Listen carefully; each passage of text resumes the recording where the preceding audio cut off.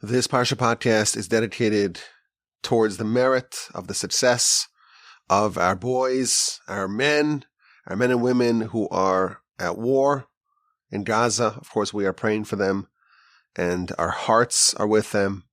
We hope they have tremendous success in their efforts and they all come back safe and sound and healthy and stable and strong in every way.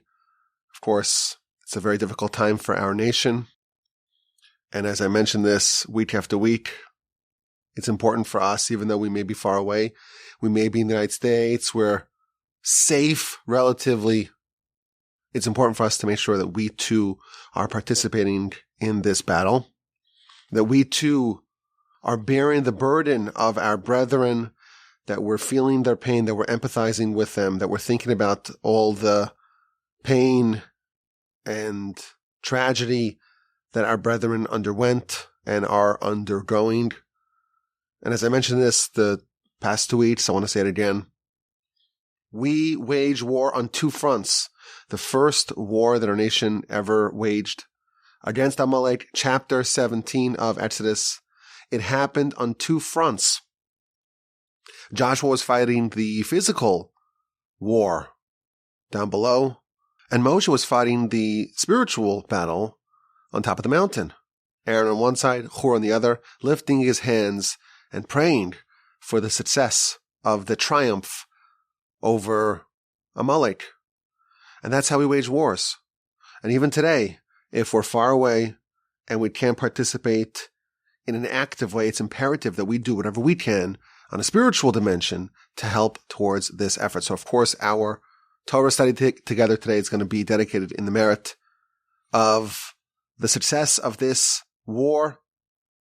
We hope that it goes well. Of course, it's, before the ground invasion and no one knows how this is going to turn out. So we're dedicating our Torah. We're contributing a bit, so to speak, on the spiritual dimension towards the success of this initiative, of this battle. I will tell you something which I didn't tell you in the past. My grandfather, of blessed memory, he wrote many, many books, but in addition to what we have published, in the unpublished manuscripts, there are more writings than have been published. He was very voluminous in his output. And I came across something in his manuscripts which stuck with me, and I just remembered it in the context of this whole idea that we have to be participants in this battle. He was writing a letter talking about the imperative to always have big dreams and big plans and ambitious ideas and creative ideas in your spiritual development. And he said something really interesting. He endorsed an idea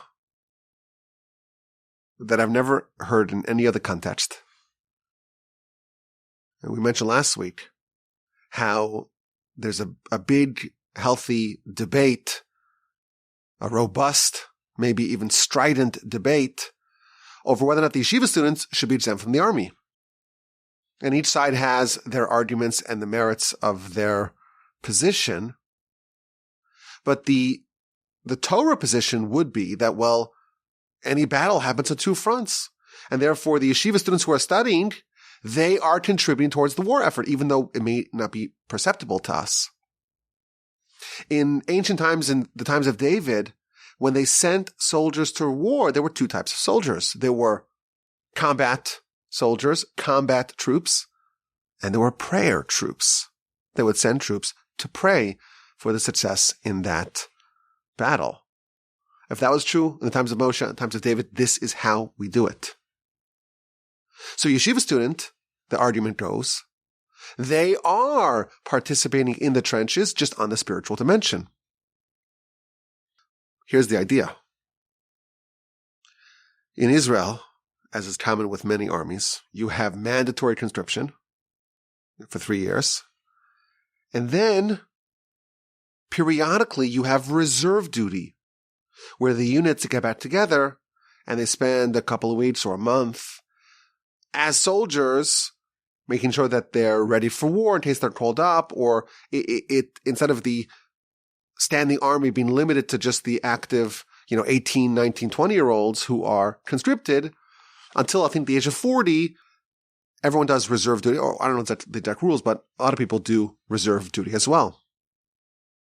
So the bold initiative that my grandfather endorsed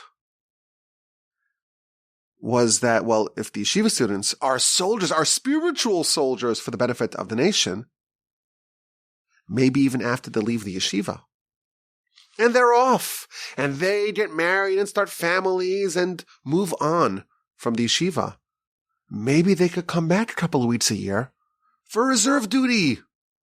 Why not? If the soldiers could do it, if they could leave their homes, their families, their jobs, their lives to come back and fight and be participants in the army for the nation, the spiritual soldiers, maybe they should do that as well. That was the idea that he really liked and he endorsed in his letter. But I'm thinking, the reservists, they come up periodically, but then there's a mobilization in a time of war. They get called up. Now it's a time of war. So all of us who have had the great fortune of spending time in yeshiva, we're all being called up.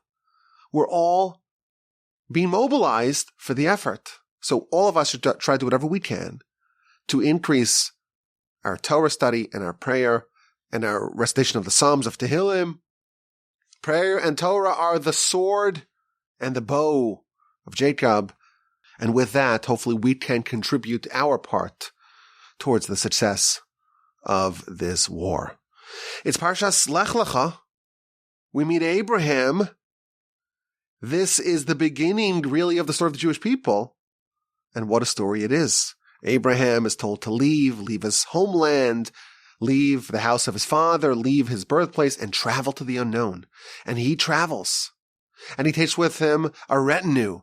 Lot, his brother-in-law / nephew, Sarai, as she's called, his wife, and all the souls that they made in Haran. And they travel. And they arrive in Canaan, and they travel all over Canaan. And although God promises that things will be good in Canaan, there's a famine, and he has to flee. And then his wife is accosted. It's a whole story. Abraham's traveling all over Canaan, has to go down to Egypt. His wife is kidnapped. She is eventually returned, and they leave from Egypt, and they ascend back to the land of Canaan with great wealth. And the first of the three segments that I want to cover today talk about the departure of Lot from Abraham. Lot is Abraham's student, confidant, sidekick of sorts, his relative. Lot is Sarah's brother, and he's also Abraham's nephew because Abraham married his niece. Sarah was Abraham's niece. And they're traveling together, and he seems to be with him all along, step by step. But now when they ascend back from Egypt, Lot has been enriched. And we have two massive camps, the camp of Abraham and the camp of Lot. And there is conflict. There is friction between these two. And there's insufficient grazing area for both of these flocks, the flock of Abraham and the flock of Lot. And there's a fight. There's a conflict. The shepherds of Lot and the shepherds of Abraham are at odds. And Abraham tries to resolve this tension. And he tells Lot, let's not fight. After all, we're like brothers. Between me and between you and between my shepherds and your shepherds, we're like brothers. It's improper for us to fight. Let's separate in an amicable fashion. There's a lot of land. Let's separate from each other. You go right, I go left. You go left, I go right. And Lot makes a fateful decision. The verse tells us, this is chapter 13, verse 10. Lot lifted his eyes, and he saw the Kikar HaYarden, the plain of the Jordan. It's a paradise. He sees the cities of Sodom and Gomorrah, and they are like the garden of Hashem. They're like the garden of Eden. They're really literal paradise. And Lot decides to go there. And they depart, and Lot and Abraham are no longer together. Now, Lot makes several reappearances in the Torah. He's going to be captured, Abraham will save him, and of course, in next week's Parsha, the time expires for the people of Sodom and Gomorrah, and God sends angels to overturn said cities, and they spare Lot, they save Lot and his wife, at least temporarily, and his 2 daughters. His wife turns around, she turns into a pillar of salt, and Lot is saved with his daughters, end up in a cave, and something quite ignominious happens, where they are under the impression that the world is over, it's time to repopulate, even if that means that we become pregnant from our father. Lot is inebriated, and Lot, in successive nights, he cohabits with his daughters, producing the bastard sons that are the namesakes of the eponymous nations of Ammon and Moab. So Lot's going to make some reappearances, but now his time with Abraham is up. He has made his choice. He has chosen to head in one direction, and he heads to the cities of Sodom and Gomorrah. Now, if you pay careful attention to these precise words of the verse, you find something very, very interesting. As we know, certainly this year, we're trying to go a little bit deeper behind the scenes, beneath the text of Scripture, of the Torah. When we read a verse, we have to realize that there are no extra words. And every apparent extra word, it must be there for a reason. It's not extra. And thus, when we find a word that seems to be extra, we're actually discovering a lesson. Lot has to choose. Abraham tells him, go right, I go left, I go right. You choose, it's up to you. It's possible, maybe, that Lot could have said, no, Abraham, I'll stay with you, and we'll resolve our conflicts. Lot didn't make that choice, much to his eternal ignominy. He chooses to go to Sodom and Gomorrah. And why? The verse tells us, chapter 13, verse 10. He looked towards the plain of the Jordan, and it was all fertile. And then the verse adds, before God destroyed the cities of Sodom and Gomorrah. It was like the garden of God. It was paradise. Now, of course, this is a spoiler alert. In next week's Parsha, God will overturn the cities of Sodom and Gomorrah. He will rain fire and sulfur upon those cities, and they will no longer look like an idyllic paradise. And the verse stresses that when Lot made a decision to move there, it was before Sodom and Gomorrah were turned into a hellhole, an apocalyptic hellhole, a smoldering canyon of ruin. Don't think that Lot went there after it was completely destroyed. Oh no, it was before God destroyed it. And before it was destroyed, it was paradise. Now the question is, well, obviously, if Lot went there, he didn't go there after it was completely uninhabitable. Why does the verse need to stress that Lot went to Sodom, to Sodom and Gomorrah, before it was destroyed, when it was like a Garden of Eden? There are some extra words there. And there cannot be extra words in the Torah. So the answer, perhaps, is that Lot understood, even when he went there, that its days were numbered. Lot, after all, was a student of Abraham. As we shall see later on in his narrative, Lot does kindness almost like Abraham does. Lot bakes matzah because it's Pesach. He obviously has a deep understanding of the Abrahamic ideals. Lot was able to interact with angels. He wasn't a dunderhead. He wasn't a simpleton. He wasn't just a layperson who didn't have any understanding. When Rashi interprets the words that when Abraham tells Lot, we're brothers, Rashi says that they were similar.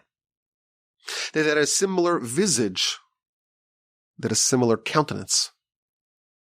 On a spiritual level, that means that Lot and Abraham looked similar physically. But because the physical is just a manifestation of the spiritual, what this actually means is that Lot was spiritually similar to Abraham. We do find that Abraham excels. He's the paragon of kindness. And Lot also does Abrahamic kindness. Abraham is the initiator, really, of modern monotheism, faith, really. And Lot celebrates Passover by making matzah. Passover, after all, is the festival of faith. Abraham's qualities and Abraham's greatness is in some way manifested in Lot. We can call Lot a poor man's Abraham. Certainly after all of his assets were destroyed in Sodom and Gomorrah. But Lot was not a simpleton. He was sophisticated. And the verse tells us that he chose Sodom and Gomorrah before it was destroyed. Lot understood that the corruption and the sinfulness that was present in Sodom and Gomorrah cannot be tolerated and will not endure much longer. He knew that the days were numbered. He knew it was a matter of time before it was destroyed. And he went there nonetheless. He went there, why? Because it was not yet destroyed. It was before the destruction. And Lot said, maybe we can make hay while the sun still shines. We can still enjoy the music on the deck of the Titanic for another hour or so. That was Lot's calculus. Lot was not someone who didn't know that the fate of Sodom and Gomorrah was destruction. He knew it. And he went there knowing that. Because it's still paradise. Let's grab as much of paradise as we can before the destruction.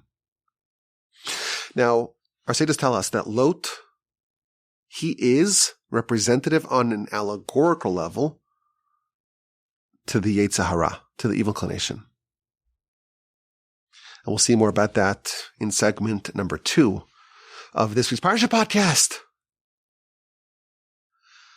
When the Torah reveals a quality that is featured in Lot, a negative quality, a negative penchant, a negative tendency, that is a revelation about the character and the ideals and the modi operandi of the Yetzer Hara, the evil inclination that we all harbor within us.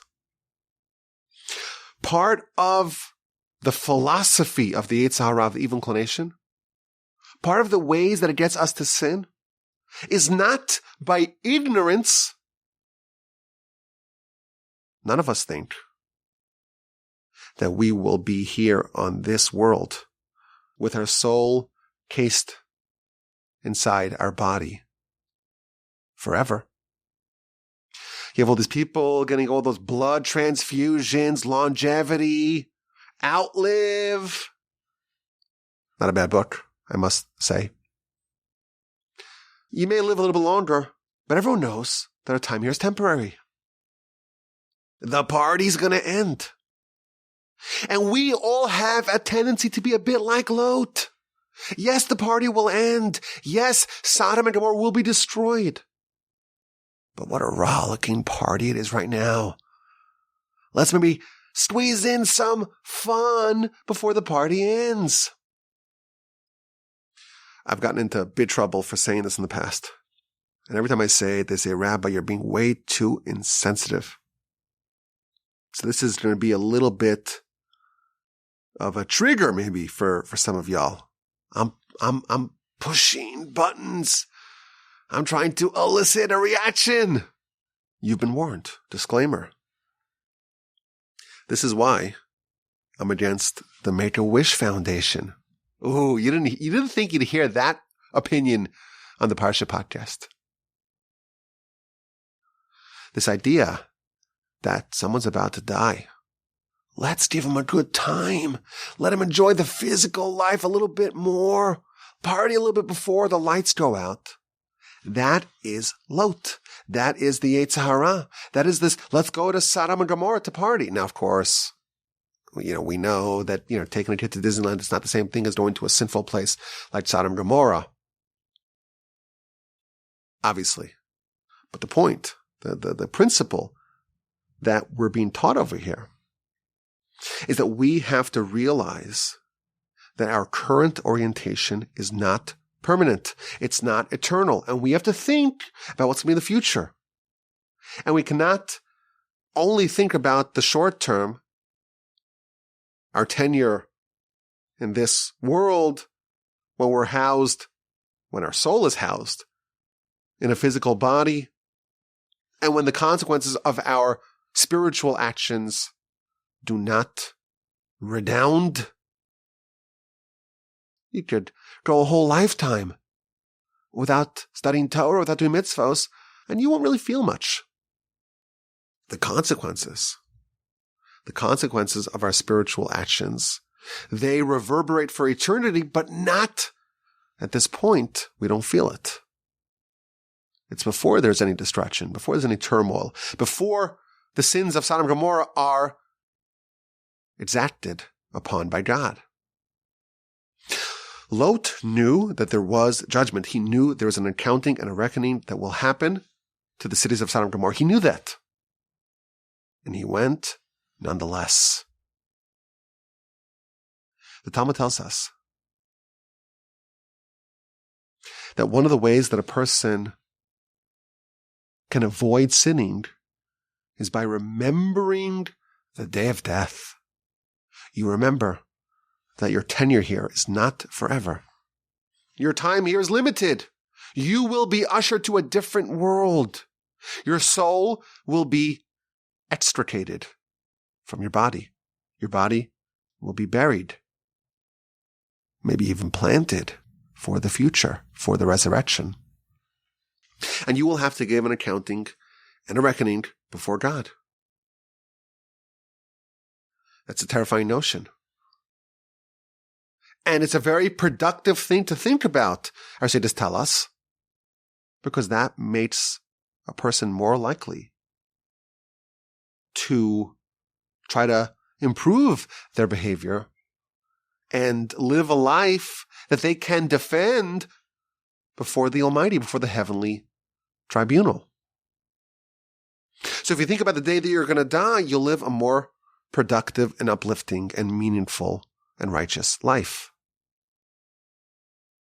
Lot knew that Sodom and Gomorrah will die. And he says, let's go. It ain't dead yet. It's still a party house. Let's go and grab some while we still can. That is how the Yetzer Hara operates. And it's not just Lot who is emblematic of this attitude. We are going to meet in a few weeks the very different twins, Jacob and Esav. Chapter 25, verse 23 of Genesis, Esav says, I'm going to die. And why do I need this birthright? And the commentaries point out that Esav is behaving exactly like Lot. When he realized that he's going to die sometime in the future, he said, well, why do I need all this spiritual stuff? Let me have the bowl of red stuff. It's imperative for us to, A, realize that we're not going to be here forever. But even once you realize that, it's important to make the right choice. Lot realized that. Esav realized that as well. They're both representatives. They're both on an allegorical level, representing the Yetzer Hara. And there is a tendency that when a person's about to die, or they even think and contemplate about their death, instead of trying to pursue more righteousness, more mitzvos, more food for their soul forever, They want to go to Disneyland. They want to go do their bucket list. What a terrible idea, a bucket list. Before you kick the bucket, all the things you have to do. That's an attitude that looks at this world as the goal, trying to have as much pleasure as possible before you die. And that is the handiwork of the Yetzer Hara. We're all going to die. Nothing wrong with that. What we choose to do about that knowledge determines if we are like Lot or Esav, or we are the righteous people that the Mishnah is addressing by telling us, ruminate upon your death. Remember that you are temporary in this world, and repent and live up to those values accordingly. That's segment 1. Let's go to segment number 2. Lot and Abraham part from each other. Rashi tells us that when Lot departed Abraham, Abraham's prophecy was restored. Lot prevented Abraham from prophecy. And Abraham, after there was a bit of a scuffle, a bit of friction between the shepherds, that is when Abraham took the opportunity to separate himself from Lot. You imagine that Abraham knew that Lot was inhibiting his prophecy. And Abraham did not boot him to begin with. It seems like Abraham's teaching us a lesson. Even if you have a toxic relationship, someone like Lot who is disrupting your capacity to ascend and to live up to your potential, you don't embarrass them. And you don't lose the brotherhood. Abraham doesn't say, leave and get out of my sight. He says, you go right, I go left, I go right. We shouldn't be fighting, we're brothers. Oh, and by the way, after they separate, when Lot was in distress, Abraham came to his aid. That's how you get rid of toxic relationships. But we're trying to go a little bit deeper. As we know, the Torah is understandable on all sorts of levels. There are many dimensions to Torah. We're told that there are 70 facets of Torah and 50 layers of understanding of Torah. And there is Pshat, Remez, Drash, and Sod. There's the Pshat, the simple interpretation, the text as we would call it. And then there's the allegory, the Remez, where the Torah is saying things on one level, but on a different dimension, there is some sort of allegory that's being conveyed. And segment number 2 is discussing this event on an allegorical level. There's an enterprising righteous person, and he has Lot in his proximity. And he's trying to separate himself from Lot, from the Yetzer Hara. In this allegory, Abraham is the soul. Lot is the Yetzer Hara. How do you delicately separate these two? Says the Zohar, something very beautiful. Abraham says to Lot, let's not fight. Why are we fighting? I don't want to fight with you. Let's separate. A righteous person is always fighting with the Yetzer Hara. Yetzer Hara says do sins, he does mitzvos. Yetzer Hara says have bad character, he tries to fix his character.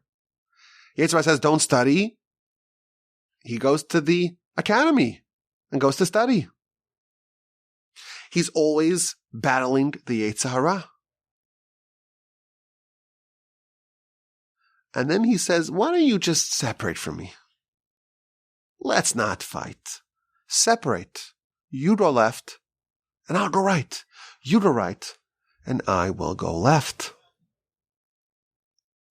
If a person is committed to fighting the Yetzer Hara, and they're always fighting in every dimension of a person's life, he or she is aware that there's a constant battle between the Yetzer Hara and themselves, and their spiritual standing and destiny is imperiled, and they're always on alert, and they're always fighting back. If someone is righteous enough to always be cognizant and aware of the Yetzer Hara and always fighting, there is a way for them to shake themselves free of the Yetzer Hara, just as Abraham got rid of the nemesis, Lot, who was in Abraham's proximity. Abraham told Lot, go right, I'll go left. You go left, I'll go right. Let's separate. If a person is so committed to fighting the Yetzer Hara, there is a possibility to actually shake yourself free of it. What happened to Lot? What happened in the allegorical level to the Yetzer Hara? He looks at the Jordan Plains, and he sees the city of Sodom and Gomorrah, and it's full of sinners. Sinners who won't be as problematic as Abraham. Abraham's always fighting with me. What a hassle. I'll go there. And Lot departs from Abraham. This reminded me of the old commercials that I used to hear for LoJack. I don't know if that's still in style, but it was like a low-tech way to protect your car from being stolen. It was like a lock that they placed upon your wheel. And I remember hearing that, the car thieves, they could pick the lock for the LoJack, but when they see a LoJack on your steering wheel, they say, you know what, the car that's next to you doesn't have the LoJack. I'll save myself the 60 seconds and I'll go break into that car and steal that one. So it didn't make you impervious to having your car stolen. It just made such a hassle for the thief. What the Zohar is telling us is just make it such a hassle for the Yetzer Hara to fight you. It's not worth the pain. It'll just go to Sodom and Gomorrah. There are plenty of people who won't be fighting, and those are much easier targets. If you're so irritating, you're just such a nudnik. You're always fighting and always finicky and never happy. The Yetzer Hara will just leave. It'll give up. It'll find other fish in the pond. And then what happens then? The following verse is that Abraham was laden. He was very laden. What was he laden with? On the allegorical level, Abraham was laden with righteousness and with Torah and with mitzvos. I found this to be a very beautiful insight. First of all, it's always nice to see this whole notion of the Torah being understood on multiple dimensions and levels. Abraham's the soul, and Lot's the Yetzer Hara, and this whole notion, this whole idea that you can free yourself of the Yetzer Hara by telling it, just go to some other place. Let's separate. Again, provided that there's the prerequisite of you always fighting and always being in conflict. There's always friction, which is a positive thing, to always be fighting with the Yetzer Hara. There comes a point where you can say, I'm done with you. And the Yetzer Hara will just give up.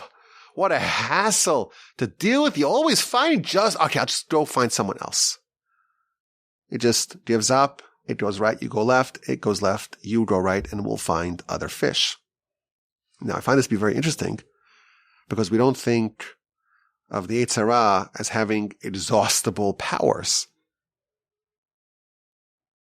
If it has infinite powers, if it has unlimited resources, if there's no scarcity for the Yetzer Hara, it could do both. It could fight the people or it could cause the people of Sodom and Gomorrah to sin and you, the righteous.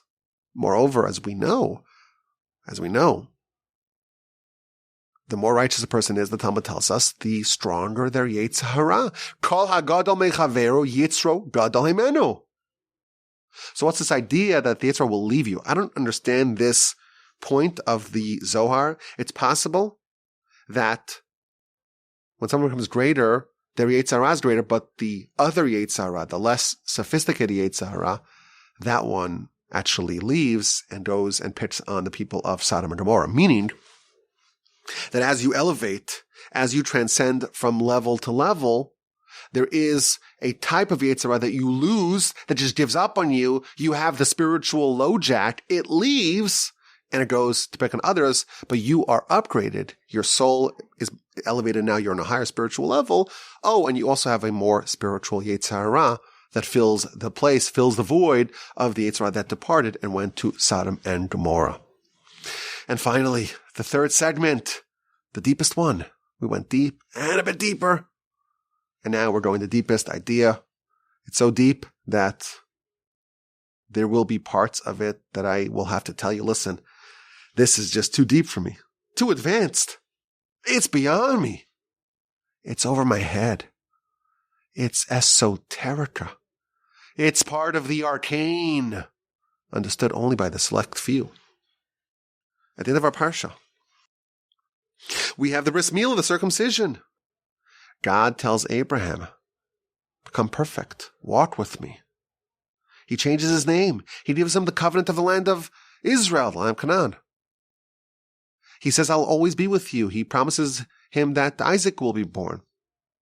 And he gives them the first mitzvah that every Jewish boy does, the mitzvah of circumcision, the eternal bond that we have with the Almighty that is etched into us, the eternal covenant between the Jew and the Creator. First thing I noticed, chapter 17, verse 3, the verse says that Abraham fell on his face, which is a common motif in the Torah. When there's prophecy and God arrives, you fall on your face. And that's what the Ramban says. Well, you have prophecy. It's an intense experience. You can't handle it and you fall. But Rashi says something else. Why is Abraham falling upon his face? Well, the first thing it says is, well, because there's a certain dread, a certain awe of the Shekhinah, of the divine presence. And then Rashi adds something unbelievable. I didn't notice this until this year.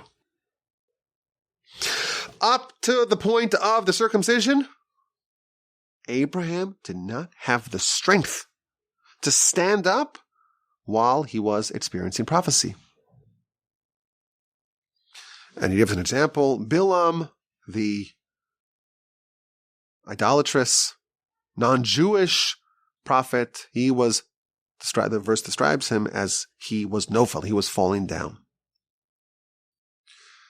Rashi is implying that after the circumcision, Abraham didn't need to fall down.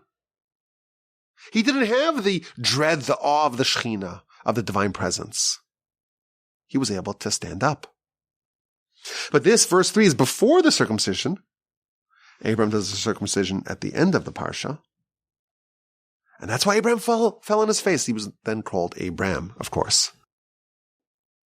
So to me, this was very interesting because this tells us that circumcision, it gives a person spiritual fortitude to be able to absorb divine revelation. And I had an idea to kind of see another example of this. Before the Exodus, Parshas Bo, we've talked about this in previous years of the Parsha Podcast. The nation did 2 mitzvahs before they left Egypt.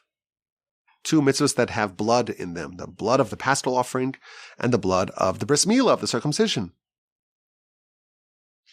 And Rashi tells us that the nation was supposed to leave, and they were barren, they were empty, they were naked from mitzvos, and they had no merit to leave, and therefore God gave them 2 mitzvos, the blood of the Pesach offering and the blood of the circumcision, the bris milah, and that was the merits that enabled them to leave Egypt. But I had an idea. Maybe there's another wrinkle here. If Rashi tells us that an uncircumcised person does not have the strength to withstand a spiritual revelation of God, and that's why Abraham fell on his face, because before the circumcision he wasn't able to handle it, he wasn't able to bear it. Maybe this is why specifically the mitzvah of circumcision had to be done before the Exodus, because after all, the Exodus, that was a revelation. The firstborn died at the very same moment because there was a revelation of God throughout Egypt. God himself, not an angel, appeared. And those who were spiritually sensitive, namely the firstborn, they couldn't handle it. And the nation, our nation, wouldn't either be able to handle it if they were uncircumcised. And that's why specifically they had to receive the mitzvah of circumcision in order to be able to bear, to withstand the revelation of God at the Exodus.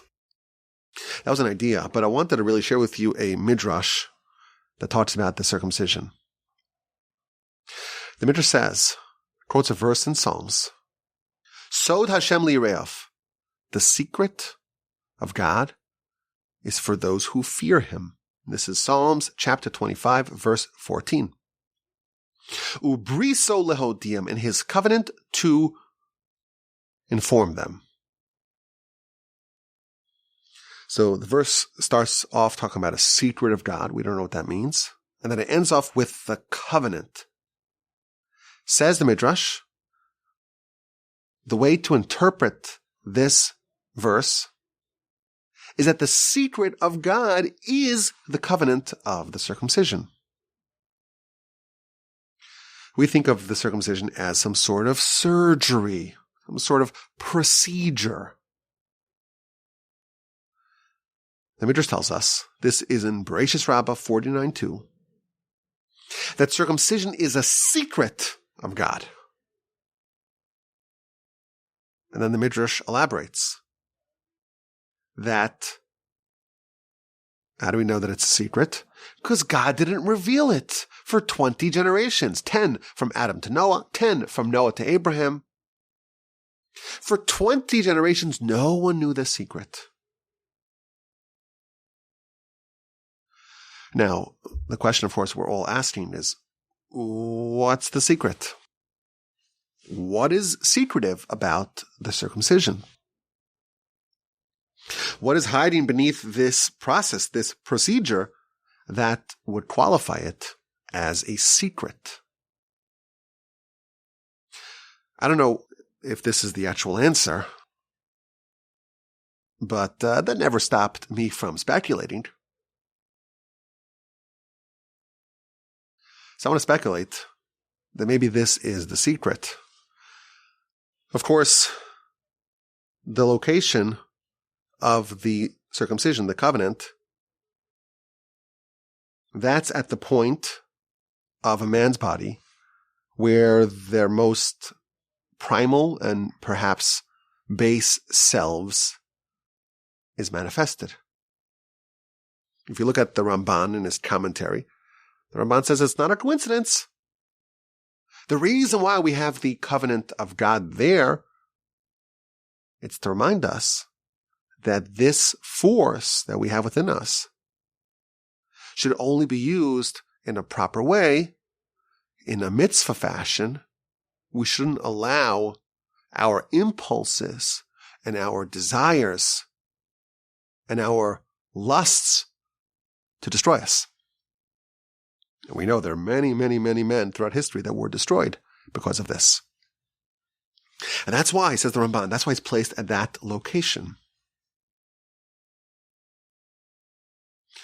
I think there's another angle to this. In man's ideal state, the verse tells us, man is created in the image of God. Now what that means, I don't know. All I know is that basically all of our Kabbalistic Torah orients around this verse. Man is created in the image of God. What that means, I don't know what that means. But it tells us that on some dimension, there is some commonality, there's some overlap between man and God. Maybe what this means is that God, of course, is a creator. God created the whole world, the whole universe. But really, God created man, because the whole reason why God created the universe and the world and the stars and the water and the land and the animals, it's all as an arena for man. The Talmud tells us, of course, that really the whole world, all the creations, is all there to service man and to test man and to be an arena where man can exhibit their free will. And God first prepares the environment, and only then does God create man, which is why man is created last. When we think of God as a creator, to a certain extent, we can say that God is the creator of man. You know who else can create man? Man. What this means is that, again, of course, it's not the same thing. On some level, on some dimension, in the image of God is man. God created man. And man can create man. In which area are we most similar to God? In which area are we like a creator? In our ability to procreate. Our highest achievement that we can have is that we too can create another human. The Ramban tells us that this is the area where men are challenged more than any other place. It's no surprise.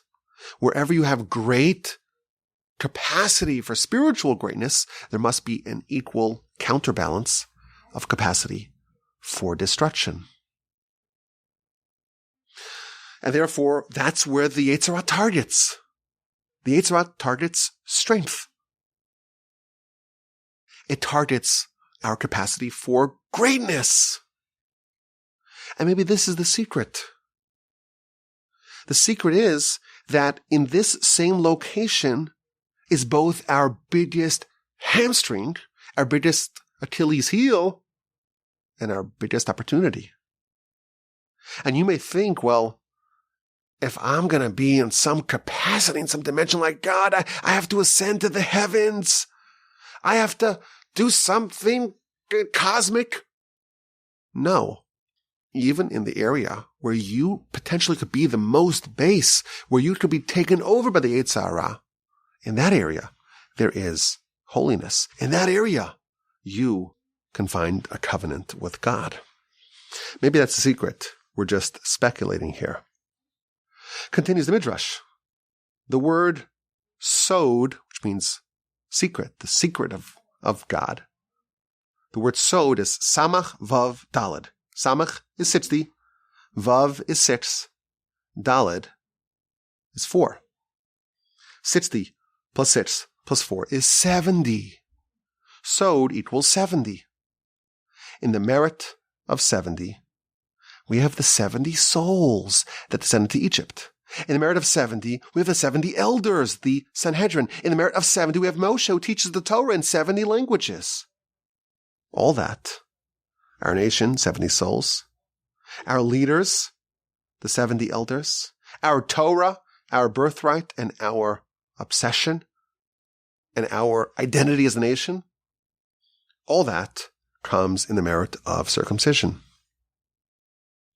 And then the Midrash continues, and it says something which is very secretive. And I don't even know what this means, and I tried to find out. I even spoke to my brother-in-law, Rabbi Botnick. It's very advanced. With the circumcision, the name of God, two names of God, the name Shakai and the name Yud-Kei Vav-Kei, get etched into a person. This is an idea that you find all over the Kabbalistic literature, not because I'm an expert, but because today, when I'm researching how I'm going to say this in the podcast, I did some searching and I found that everyone talks about it.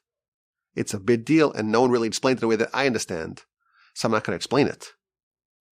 But the name Shakai, one of the names of God, the name Havaya, the 4-letter ineffable name of God, those two are etched into a person with the circumcision. Of course, these are all secrets. We don't really know what the secret is. But then the Midrash ends with something very beautiful, which I think is much more understandable for us. God tells Abraham, circumcise yourself. Abraham says, well, who should do the circumcision? And God says, well, you do it. So Abraham grabbed a scalpel. And he took the foreskin, and he was coming to cut it. And he was scared. Says the Midrash, God, so to speak, grabbed the scalpel and held it together with Abraham. And Abraham did the circumcision, but God was with him. And it quotes the verse in Nehemiah, chapter 9. Atu Hashem Elokim asher bacharta b'Avraham. You are Hashem, our God, who selected Abraham. V'karos lo habris ein sivkan. It doesn't say that you forged a covenant with him. Rather, it says, V'karos imo habris. You forged a covenant together with him. This covenant wasn't just God and Abraham, it was God together with Abraham. And this teaches us, says the Midrash, that the Almighty was holding, so to speak, Abraham's hand. I found this to be very beautiful. Abraham's doing something which is a bit secret. We don't know what the secret is, but for 20 generations, no one knew the secret. There's something very mysterious and deep being done over here. And Abraham's terrified. And for us, it's kind of a routine thing. Yeah, Abraham's a little older. Okay, fine. But it's very routine. This morning, in our shul in Houston, there were 2 circumcisions. It's common. It's routine. It's not a very complicated surgery. Abraham's worried. He's scared. He needs God, so to speak, to hold his hand. I don't know what exactly Abraham was so terrified, but again, that won't stop us from speculating. We know, the Talmud tells us that the foreskin, the orla, that is symbolic of the Yetzer Hara. And by circumcising, that is a first step for us trying to remove and excise this Yetzer Hara from upon us. And Abraham was the first one to do it. And we know the firsts are the most difficult. And when I read this Midrash, it reminded me of the erection of the Mishkan, of the tabernacle, in the end of the book of Exodus. They did all the work to create all the materials and to build all the vessels and to assemble everything for the Mishkan, but no one was able to lift the beams until Moshe did it. And Rashi tells us that Moshe appeared to be doing it, but really God was helping him. And thus, the Mishkan, the tabernacle, was initially assembled. And the question that we posed in a previous Parsha Podcast is, well, if it's so heavy, if it's so difficult to maneuver, then the fact that Moshe did it, then God helped Moshe, because even Moshe wasn't able to do it by himself. If that was how the Mishkan was initially assembled, what happened the next day and the next time? And they were constantly assembling, disassembling, traveling, and rebuilding the Mishkan. If it was so hard to do it, then how'd they do in the future? And the answer that we gave is that the first time you do something, the Satan, the Yetzer Hara, is going to mount a fierce resistance. Moshe was about to install a permanent base for God in the world. And the Yetzer Hara says, this is not going to happen. This is my world. I don't want God here. And the Yetzer Hara embedded itself, so to speak, in that beam. You ain't going to lift this beam. And no human could have done it. Only Moshe, with God's help. That's the only way to do it. The foreskin, that is a base of the Yetzer Hara within our body. within our little world. The notion of removing the first time that's done, it's like moving the beams. You can't do it. Even Moshe needs God's help. Once it was done once. It's already been established in this world. And then it becomes much easier. All the subsequent times that the Mishnah was assembled and disassembled, any individual, the Levites, the families that were in charge of it, they were able to do it. The first time, no human could have done it. Similarly, Abraham, the first time circumcision was done, the first time that there was this mitzvah, which was symbolic of the excision, the removal of the evil inclination, and the establishment of the crown of God in our body. That's like the building of the Mishkan within ourselves. And no human could have pulled it off by themselves. Even Abraham, he understood it was impossible to do it. And God helped him and did it alongside him. What a beautiful idea. I think it's a very valuable idea for us. That God aids us in our difficult tasks. The first time we do something, it's the hardest. And also what we actually mean with this covenant. This covenant symbolizes what our nation stands for. This is the mark of the Jew.